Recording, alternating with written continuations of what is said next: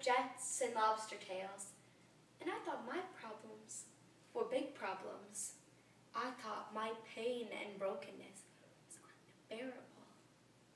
And then I began to travel to faraway places.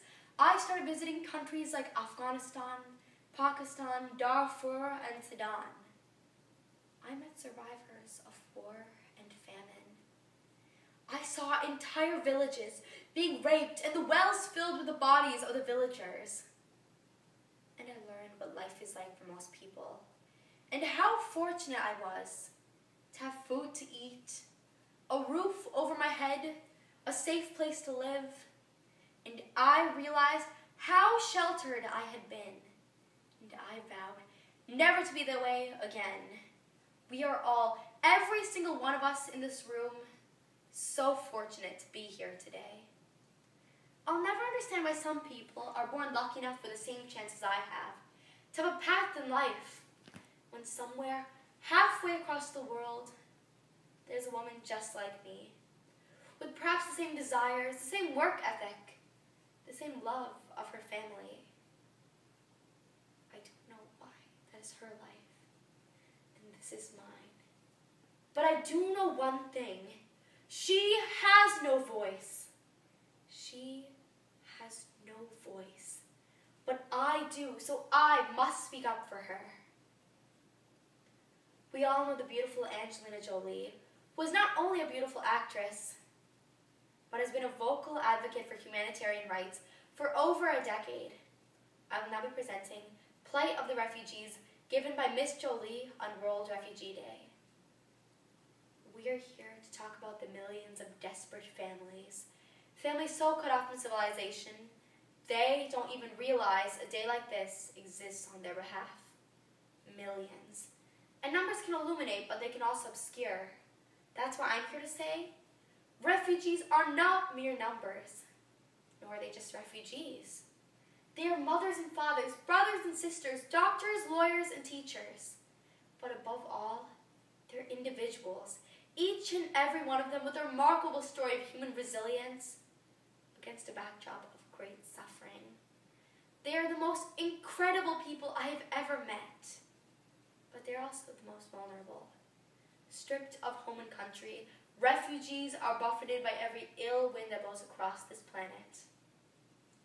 A while back, I met a pregnant Afghani woman in a completely abandoned camp in Pakistan. There was nothing for miles around the camp. Not a single tree, nor anyone else in sight. She was just alone with an older woman and a young son. So when they asked me to come in for tea, I simply declined. I didn't feel as if it was necessary. But being Afghans, they treat their guests with great respect. They guided me into their small dirt house with no roof to keep out the scorching heat. They dusted off 2 old mats that they ate, slept, and prayed on, and with 2 small twigs and a single tin cup of water. They made the very last of their tea and insisted that I enjoy it. Ever since the parable of the widow's mite, it has been known that those with the least will give the most. Most refugee families have offered up the only food that they had and pretended that they are not hungry. This applies not only to just refugees, but to all the poor. Let us not forget that 80% of the world's refugees are housed in the poorest developing nations. Take, for example, Pakistan, with over 2 million of its own people displaced. They still hold 1.7 million Afghans in their own country. Now, before I left their small dirt home, the mother pointed to her young son. He had a dusty face, but the brightest green eyes I've ever seen. And in those eyes, there was a hint of sadness. The mother explained that he's always asking for more to eat. And it pains her every time to say, they have nothing. The mother asked if I would consider taking her son. Would I take away her son so that he could eat? Tears shone in her eyes. Such was her desperation. A desperation unimaginable. To you, and you, and you, and every single parent in this room. A A few weeks later, the war in Afghanistan broke out. Heavy fighting began right where they were.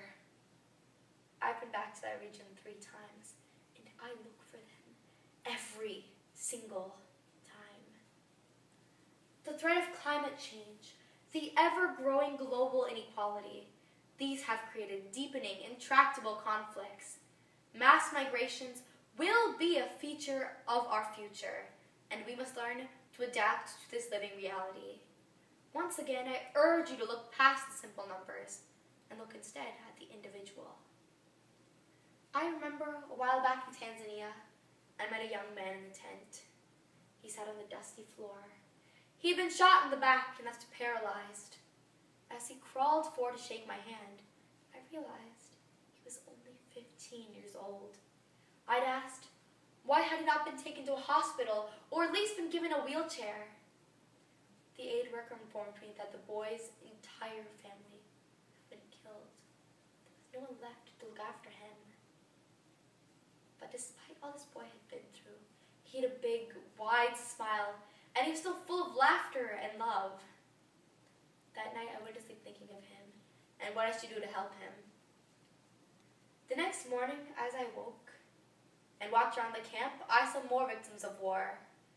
I saw crying children, full of hunger and fear, desperate mothers, wounded fathers.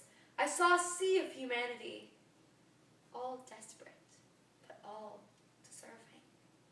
There were hundreds and thousands in the camp, and there were millions across the world. At that time, I felt hopeless and overwhelmed by the magnitude of the problem.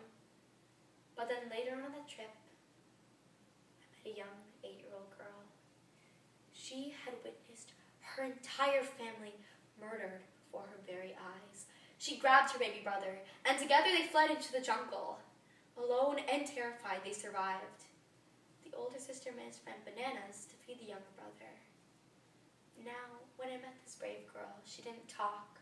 She just rocked back and forth. I kept trying to tell her how brave we thought she was. She just stared out the window. A few months later, we came back to that same camp. She was still sweet and polite. She was just beginning to speak. But she wasn't interested in talking to me nor the other visitors. She just wanted to know how her little brother was doing. He was with the doctors, and she was just making sure he was okay. That little girl was his mother now. She had a depth and a strength I will never understand. And on that trip, and the many that followed, I came to know refugees as not only the most vulnerable people, but also as the most resilient. Now, being an American, I know the strength diversity has given my country. A country some might assume as economic migrants and asylum seekers. But being this country of immigrants, it is our job to tell the rest of the world refugees cannot be viewed as a burden. They are survivors. If you see the individual, you see the education that passes on from one refugee to their child, because often it is the only thing they have to pass on. That's why it's so important we help give them an education. If you see the individual, you see the contributions that can be made by them to their host country and the country they will hopefully one day return to. Over the last 9 years, I have made many visits to the field with UNHCR. I do it to raise awareness for the plight of the refugees, but I also do it for me. Over the last 9 years, the refugees have profoundly changed my life. The pregnant mother who was willing to give up her son taught me how to be a mother. The little girl who saved her younger brother taught me how to be brave. And the paralyzed boy who was shot in the back with his big, wide smile showed me the strength of an unbreakable spirit. So today, on World Refugee Day, I thank them for letting me into their lives. And I thank you all.